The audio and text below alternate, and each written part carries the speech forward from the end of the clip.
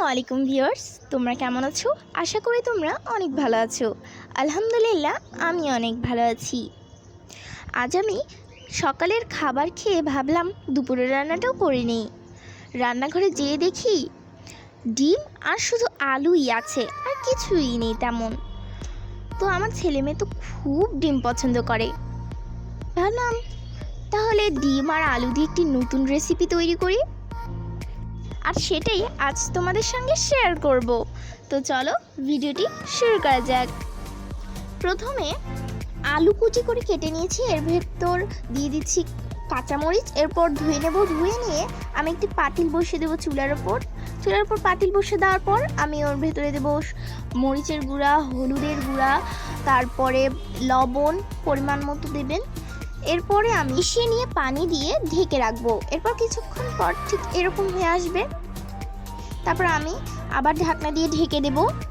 তারপর যতক্ষণ না সিদ্ধ হয়ে আসছে আলুটা, ততক্ষণ আমরা ঢাকনা দিয়ে ঢেকে রাখবো। তারপর সিদ্ধ হয়ে এসেছে, এখন আমি ঘুটনি দিয়ে মিশিয়ে নেব। এরপর পানি দিয়ে দেব। তারপর আরেকটু ঘেটে নেব। এবার আমি ঢাকনা দিয়ে ঢেকে রাখবো। তারপর আমি রান্না করা আলুটা একটা বাটিতে ঢালবো। এরপর আমি একটি পাতিল নিব। পাতিলের ভেতর পেঁয়াজ দিয়ে দেব।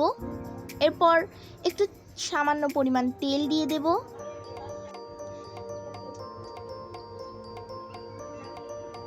এরপর আমি জিরা দিয়ে দেব। দিয়ে দিয়েছি। যতক্ষণ না পেঁয়াজটা লাল হয়ে আসছে ততক্ষণ ভেজে নেব। এরপর ঘেটে রাখা আলু দিয়ে দেব।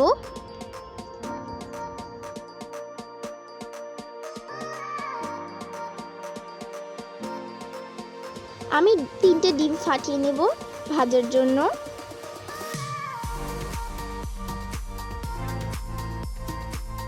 এরপর বলক উঠলে আমি চুলা থেকে আলু ঘাটি নামিয়ে নেব। এরপর চুলার উপর একটি কড়াই বসিয়ে দেব। তার ভিতর সামান্য পরিমাণ তেল দিয়ে দেব। এরপর ডিম দিয়ে দেব। তারপর ঢাকনা দিয়ে ঢেকে দেব। আবার ঢাকনা খুলে আমি উল্টো পাশ করব। আবার ঢাকনা দিয়ে ঢেকে দেব।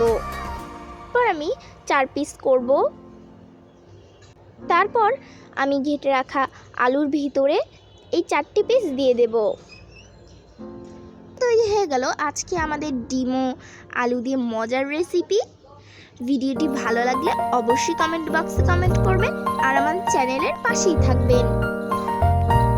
আসসালামু আলাইকুম।